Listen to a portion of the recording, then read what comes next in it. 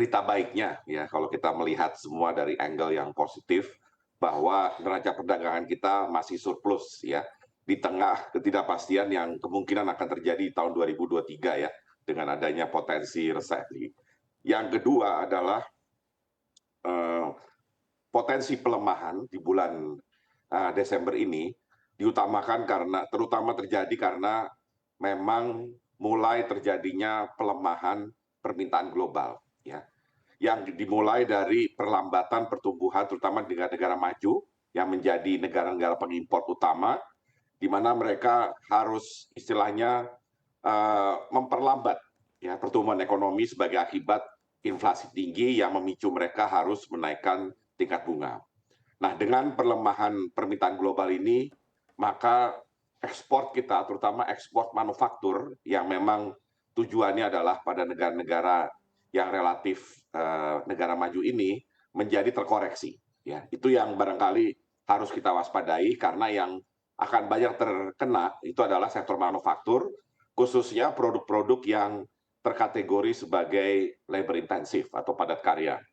Dan tentunya implikasi lainnya adalah maaf, selain kemungkinan terjadinya pengurangan surplus, pengurangan surplus ini juga berakibat ketika terjadi capital outflow, terutama di pasar modal atau pasar obligasi, maka tekanan terhadap rupiah tentunya harus diwaspadai. Ya, jadi memang ini harus ada upaya yang sangat terkoordinasi antara pemerintah dengan Bank Indonesia untuk bisa menjaga agar dampak pelemahan ekspor ini tidak sampai mengganggu kinerja dari rupiah. Oke, baik. Pak Bambang, mengamati juga terkait sentimen yang mana memang diindikasikan pada perlambatan ekonomi global sebetulnya 30 bulan kemarin ataupun secara berturut-turut surplus kita terjadi di neraca dagang Indonesia, apalagi kira-kira yang menjadi sentimen juga terkait hal ini karena memang untuk perlambatan dan volatilitas harga juga yang mana juga terjadi perlambatan ekonomi global ini juga sebetulnya sudah terjadi di bulan-bulan sebelumnya Pak Bambang.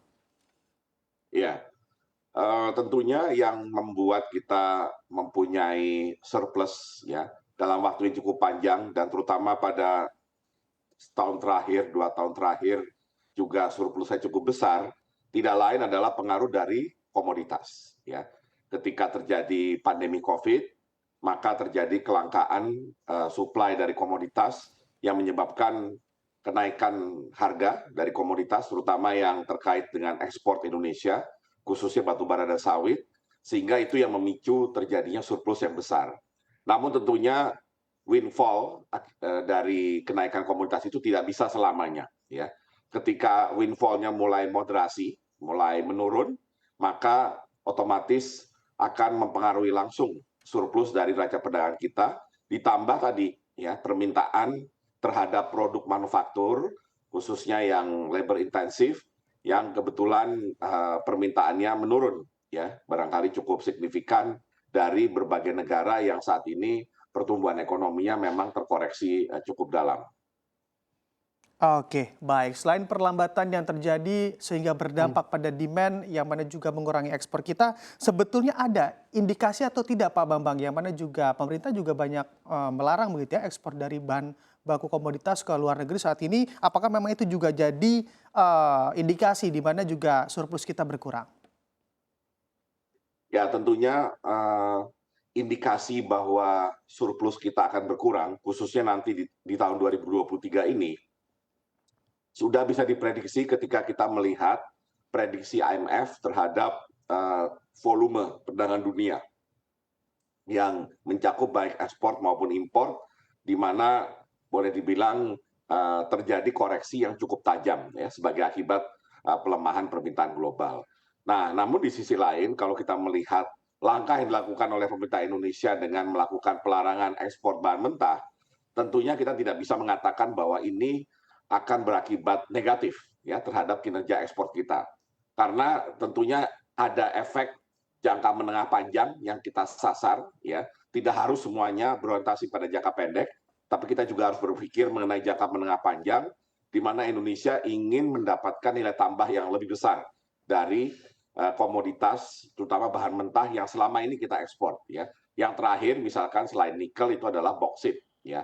kita berharap nantinya ekspor olahan boksit, apakah itu dalam bentuk alumina, bahkan sampai aluminium, nantinya tidak hanya mengembangkan industri berbasis baja atau metal di Indonesia, tapi juga akan memberikan sumbangan ekspor yang lebih besar, sekaligus juga mengurangi kebutuhan import akan produk-produk yang berbasis boksit tersebut.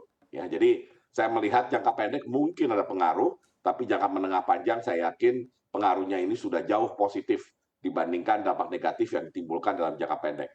Oke, Pak Bambang, kita lanjutkan kembali dialognya di mana tadi kita telah amati begitu ya Pak, walaupun memang belum seutuhnya kita sudah mendapatkan data ekspor, apakah memang ekspor yang turun secara mantuman 1,1% sudah dapat melihat ataupun memberikan gambaran terkait untuk cadangan devisa kita ataupun neraca dagang kita maksud saya di bulan Desember 2022 lalu. Silakan Pak Bambang. Ya, tentunya akan sangat berpengaruh terhadap besarnya nanti surplus ya, karena hampir dipastikan neraca perdagangan kita masih surplus. Itu good news yang tentunya juga harus kita apresiasi. Tetapi pelemahan ekspor ini memang sudah kita prediksi melihat terutama keluhan maupun beberapa corporate action yang dilakukan oleh eksportir, terutama yang berbasis TPT ya, tekstil dan produk tekstil. Dan tentunya kita juga harus mengantisipasi kemungkinan adanya PHK atau merumahkan karyawan yang tentunya harus segera disikapi oleh pemerintah dan juga tentunya oleh BPJS Ketenagakerjaan. Tapi kalau kembali ke neraca perdagangannya, saya melihat mungkin pertumbuhan ekspor yang atau penurunan dari pertumbuhan ekspor ini relatif tidak terlalu besar, masih tertolong oleh kehadiran ya dari ekspor komoditas terutama yang berasal dari batu bara dan sawit ya, meskipun harga batu bara maupun harga sawit tentunya tidak sebagus seperti pertengahan tahun kemarin.